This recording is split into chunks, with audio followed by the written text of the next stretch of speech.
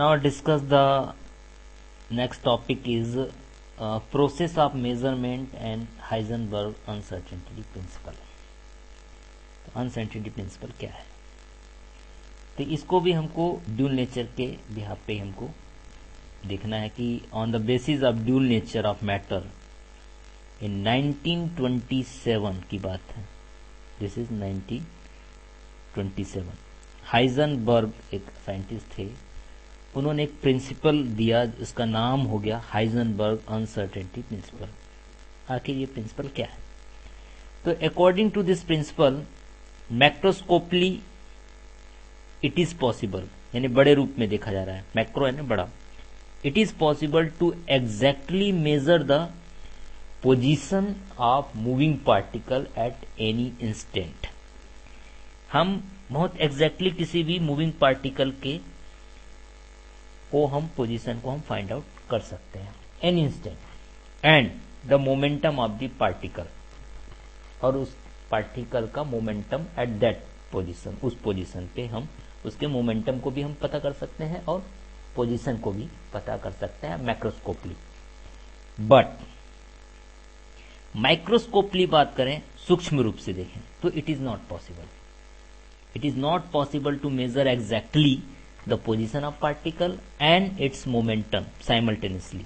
दोनों को एक साथ हमें पोजीशन भी देख लें और मोमेंटम सूक्ष्म रूप से हम नहीं पता कर सकते। ये हाइजेनबर्ग कहता है कि हम विस्तृत रूप से तो किसी भी चीज के पोजीशन को और उसी पोजीशन पे उसके मोमेंटम को तो हम एग्जैक्टली मेजर कर सकते हैं कि ये है, लेकिन बहुत सूक्ष्म रूप से हम उसको चाहें कि पता कर ले तो वो पॉसिबल नहीं है। क्यों नहीं है? The reason is that according to the quantum mechanics, जो अभी हमने पढ़ा है पीछे, the behaviour of moving particle is represented by wave packet. अभी हमने पढ़ा कि जो भी वेव जो पार्टिकल मूव करती है वो वेव पैकेट की तरफ निकलती है, और ग्रुप वेलोसिटी होती है, डिफरेंट वेव होते हैं, डिफरेंट वेलोसिटी होती है, right. So it is represented by wave packet moving with group velocity.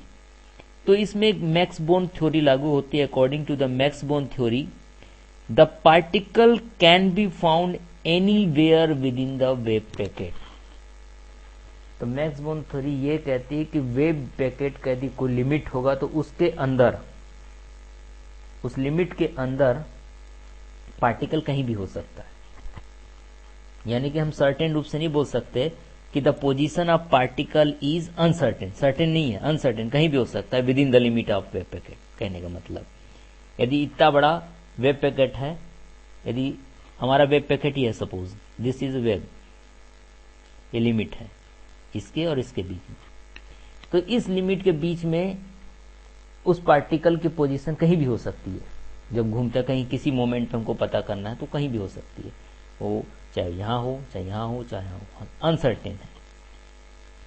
तो apart from this, since the wave packet advances with group velocity, therefore there is a uncertainty in velocity, velocity में uncertainty है, या बोले momentum में uncertainty है। तो the square of amplitude of wave packet at point represented the probability of finding the particle.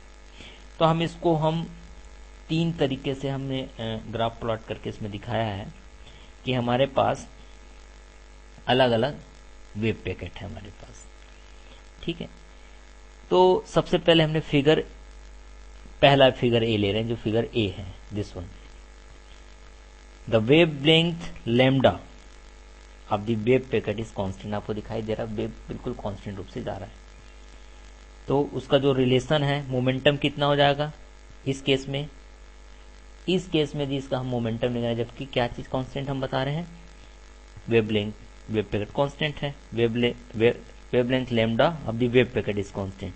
तो P generally सी बात है कितना हो जाएगा, h upon lambda. The momentum P of the particle can be exactly determine, यानी uncertainty in momentum delta P is nearly zero.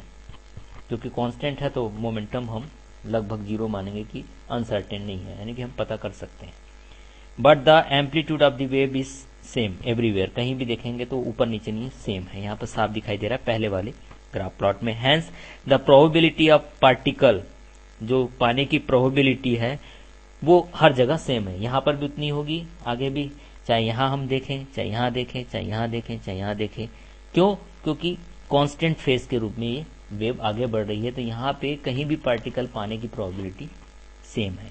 यानी कि the uncertainty in the position of particle, uncertainty delta x यहाँ पे infinite है, यहाँ पे निश्चित, यानी सब बिल्कुल सेम है। बट हम केस को थोड़ा चेंज करते हैं जब हम केस फिगर नंबर 2 पे डिस्कस करेंगे। तो फिगर 2 को आप देखिए, यहां पे वेवलेंथ जो है वो इस केस में लैम्डा और लैम्डा प्लस डी लैम्डा कम है, फिर अचानक बढ़ गया, फिर कम हो गया, यानी स्प्रेड इन वेवलेंथ इस डेल्टा लैम्डा, दोनों के बीच जो अंतर है ये वो स्प्रेडिंग वेवलेंथ की डेल्टा लैम्डा है। तो डेल्टा लैम्डा के वेवलेंथ के साथ हम कैसे इसको फाइंड आउट करेंगे? Hence there is a some uncertainty in delta P in the momentum. तो डेल्टा पी जो हम यहां निकालेंगे इस केस में वो अनसर्टेन है। The amplitude of the wave near the mid point, यहाँ पे पी दिखाई दिया mid point of the wave packet is maximum, यहाँ पे देखिए अब एम्पलीट्यूड मैक्सिमम है ये वाला हिस्सा। Therefore the probability of particle to be near the point P is maximum, यहाँ पे probability बहुत ज्यादा होगी पार्टिकल के पाने की। So there is a uncertainty, किसकी हो जाएगी? पोजीशन की अनसर्टेनिटी हो जाएगी डेल्टा एक्स की, यानी जहां पे मोमेंटम सर्टेन होगा वहां पे पोजीशन अनसर्टेन हो जाएगा, और जहां पे पोजीशन सर्टेन होगा वहां मोमेंटम अनसर्टेन हो जाएगा। इस केस में ये दिखाई दे रहा है। अब केस नंबर 3 देखते हैं, फिगर नंबर 3, यानी कि दिस वन। इस केस में आपको दिखाई दे रहा है कि the spread of wavelength delta lambda is so large, दोनों के बीच जो गैप है वो बहुत ज्यादा है। तो दैट मीन्स क्या? The uncertainty in momentum delta P is large but the amplitude of wave is maximum in very small. यहाँ पे आकर दिखाई दे रहे हैं, यहाँ पे बहुत कम है नियर पी पे, हैंस यहाँ पे अनसर्टेनिटी पोजीशन हो जाएगी। तो कहने का मतलब ये है कि एक्सटेंडेड वेव पैकेट जब बढ़ा देते हैं, the particle B exactly measured but position can not be measured. और यदि उसको हम on the other hand if the wave packet is small, wave packet को छोटा कर देते हैं, तो momentum of particle can not be determine, लेकिन पोजीशन सर्टेन हो जाती है। यानी कि किसी भी केस में दोनों सर्टेन नहीं हो सकते। यदि पोजीशन सर्टेन है तो मोमेंटम असर्टेन होगा, उसको पता नहीं कर सकेंगे। यदि मोमेंटम पता कर लें तो पोजीशन नहीं कर सकते। कहने का मतलब यह है कि at any instant it is impossible to measure the simultaneously the position and momentum of the particle. तो इसी को बोलते हैं हाइजेनबर्ग प्रिंसिपल। तो हाइजेनबर्ग प्रिंसिपल को हम मैथमेटिकली कैसे लिखेंगे, इसको हमको देखना है कि suppose if at any instant the position and momentum of particle are simultaneously measured, दोनों को कर रहे हैं, तो अनसर्टेनिटी मेजर इन पोजीशन में हम मान लो अनसर्टेनिटी डेल्टा एक्स की है, और अनसर्टेनिटी एरर जो अनसर्टेनिटी मतलब एरर मेजरमेंट इन मोमेंटम कितनी है? पी है। तो हाइजेनबर्ग के अनुसार जो हम मैथमेटिकली लिखेंगे उसमें delta x into delta P is equal to